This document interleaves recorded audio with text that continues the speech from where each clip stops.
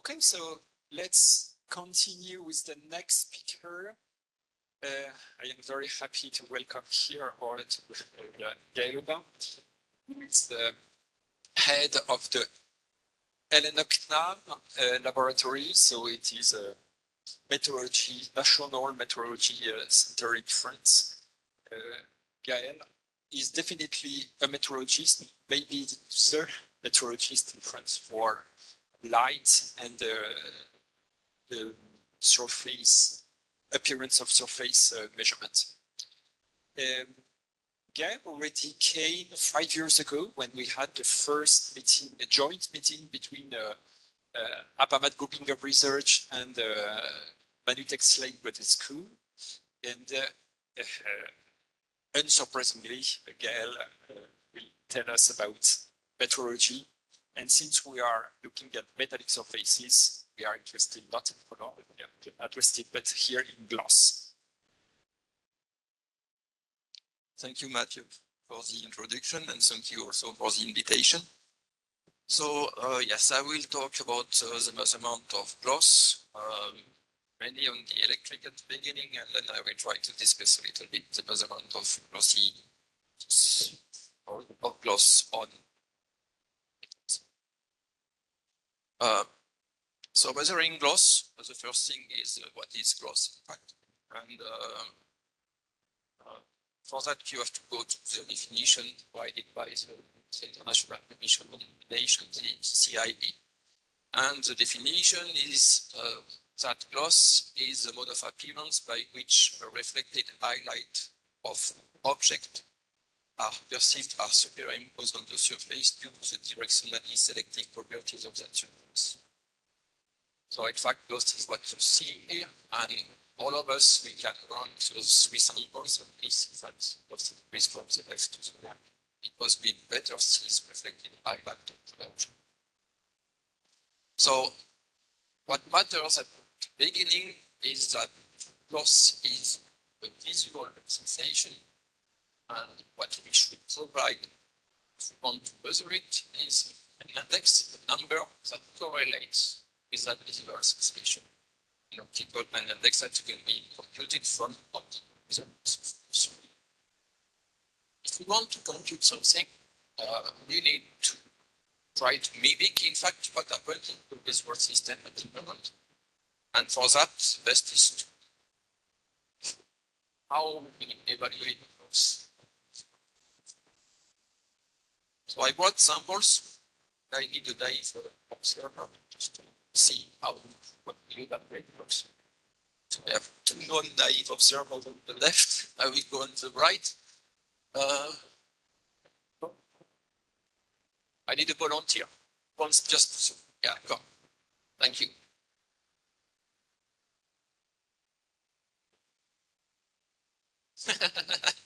No. So I give you 2 samples. Examine your hands. And my question is, which one is the glossiest?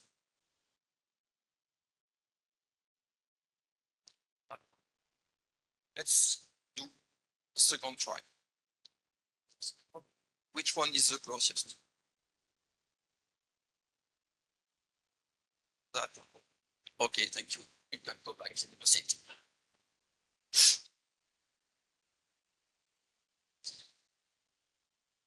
So the first thing we learned from this is that he has a scale in his head because it was quite easy for him to evaluate that one sample is glossier than the other. So there is a sensation here that is very clear and quite easy because it took just a few seconds to answer.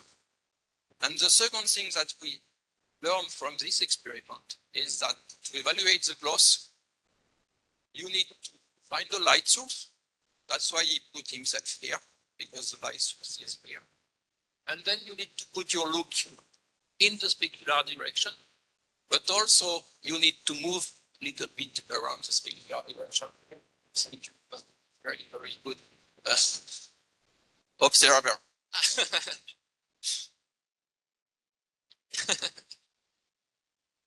So you can move the sample or you can move the head if you put the sample on the table, and we had the two situation here. So where is gloss at the end? If I look at all the possibilities of the reflection of the light on the material, mostly gloss will be here in the specular direction here. And that repartition of the light in and around the specular direction is what we call the specular peak.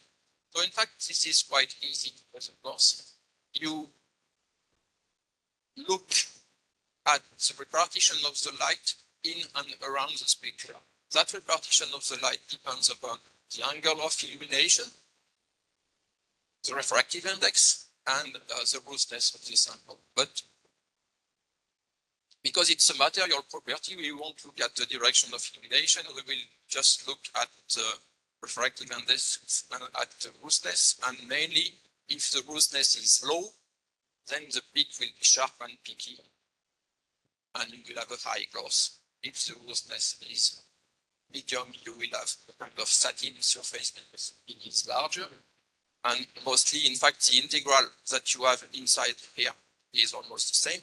And if you have diffuse a very high robustness, then the peak will be diffuse and you will have a matte surface. So to build an instrument, what we need to do is to collect the light, the quantity of light here by putting the field stop. And you see that if I put the field stop with that size, here I will get the measurement of the full peak. Here I start to cut a little bit of the peak. That part will not be taken into account, and that's good because the gloss decrease. And if it's a matte surface, then I measure just a very small part of the peak here. So I will have a side of that will decrease. So in fact, measuring the peak, the flux after the field stop is proportional.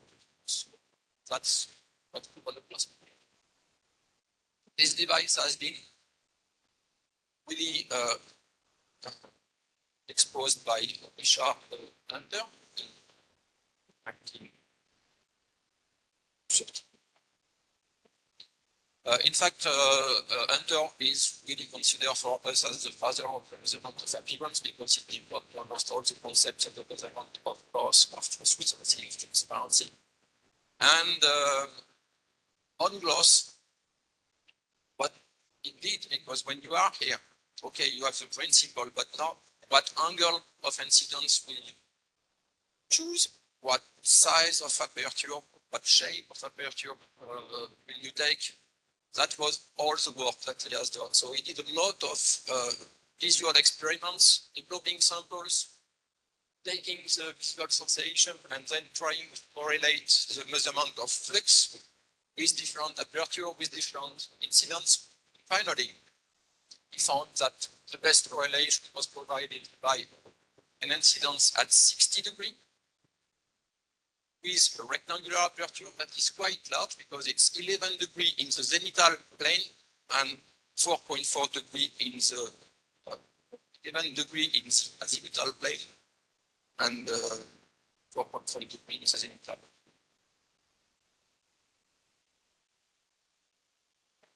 15 years after they started to, oh no, sorry.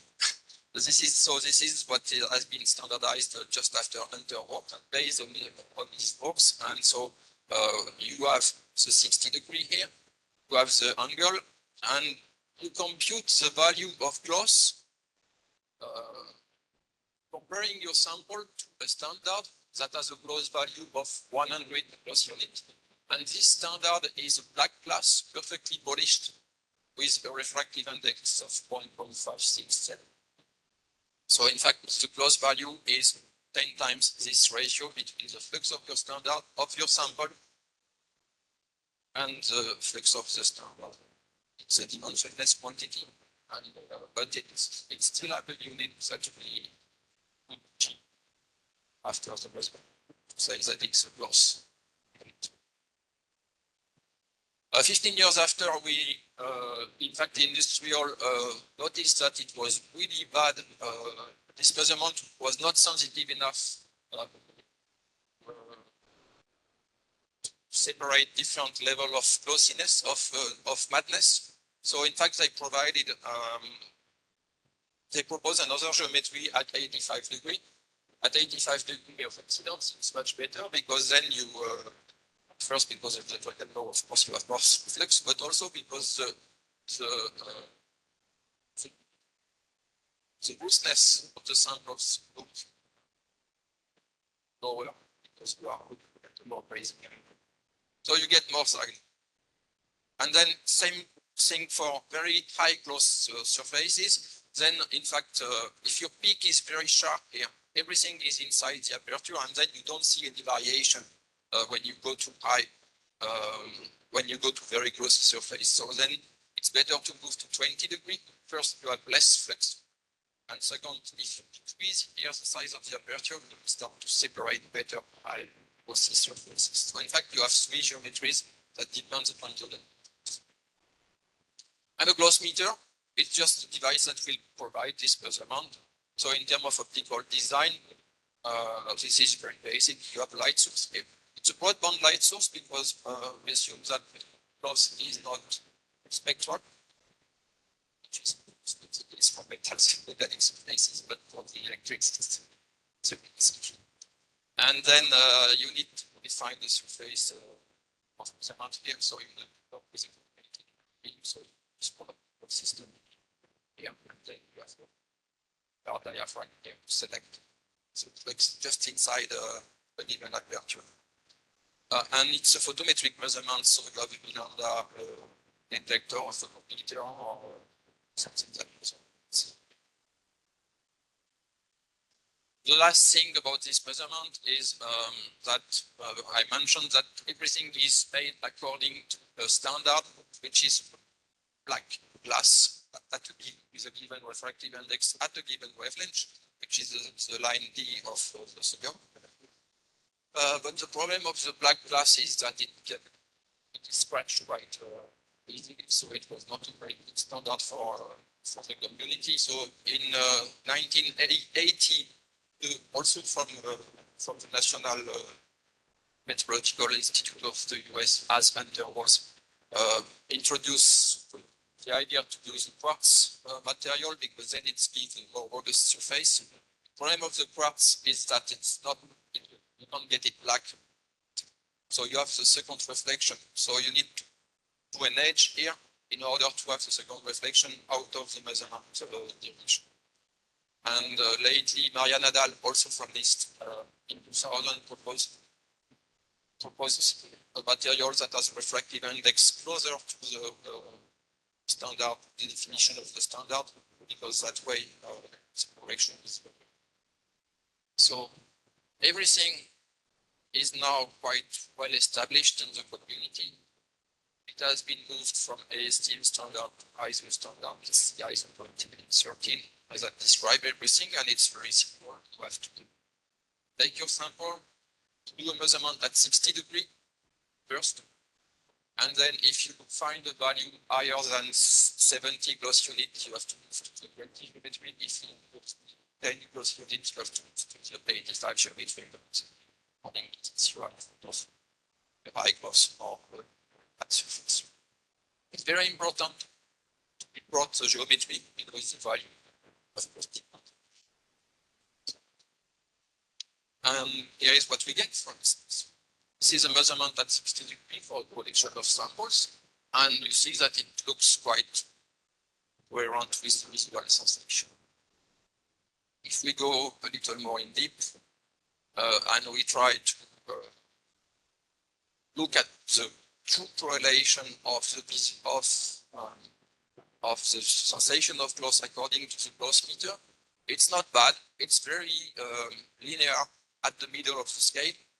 The main weakness is when you talk about matte surfaces, then the human sensitivity is much higher than the sensitivity of the gloss meter. And that's because we are very exigent when we look at matte surfaces. Let's see it here, here, and here of the Swiss mechanism. If we move, so let's say that Of course, it's a bit more complicated, this correlation with the visual sensation, because there is other dimensions, of course, that are still under study. But from an industrial point of view, and if you want to have a quick idea of the level of loss, using a loss meter is quite a safe way. If we move now with metallic surfaces, it's a bit complicated because, in fact, community has never really worked on devices and protocols to measure the specificity of metallic surfaces. Here you have all the standards that has been published for measuring the loss of materials. There is no metal. There is ceramics. There is carbon black. There is whatever you want, paintings and plastic foils and wax paper, but there is no metals available. So what people do is that they use the cosmetic, those basic ones, general ones, respecting the ISO 2830. But then you have a problem because your reflection is much higher than on the black glasses. If I take a black glass with a refractive index of 1.567, which is the reference sample, its reflectance at 20 degrees is 4.9%, and at 60 degrees it's 10%. And the mirror, if I take an aluminum mirror, then the reflectance at 20 degrees is 91%, and it goes a little lower. It's going polarized light, of course, at 60 degrees. So in fact, if you do the ratio of those things and you multiply it by 2, then you get a loss of almost 2,000 loss meter on metallic mirror. But the gloss meter, most of the gloss meter now they have 4 digits because they know that people may, manufacturers know that people may use it on the metallic surface. So that's the try. Now the question is, okay, you get the value, but how that value, that measurements correlate with the visual sensation? It's not the same thing than we had before here. We are not talking about something between 0 and 100, but with something between 100 and 2000. So it's a much larger scale. And in fact, few studies has been done, but what has been really well done by Danny Rich in 2017, because he tried to look at different, so he did a psychophysical experiment on metallic films.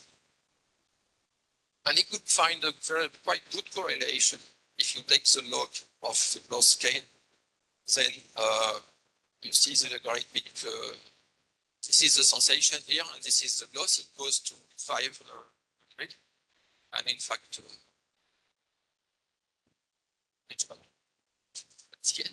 and it's very, it's logical because when you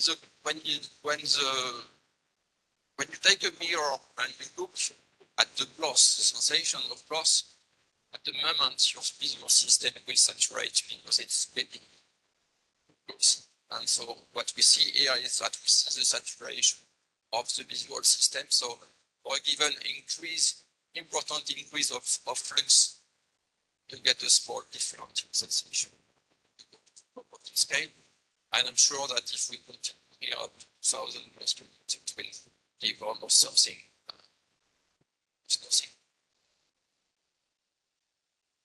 So that's almost all we can say about the visual sensation of gloss on metallic surfaces in the electrics. Gloss is a visual attribute. You have the gloss meter that is doing, if you want to have a quick idea of the gloss, it's doing a good job.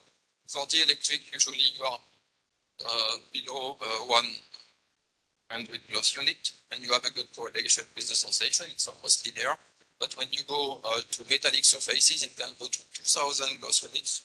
No panic, it's normal, but the visual sensation then will not be linear, but it will we see a saturation, and then so you can model it with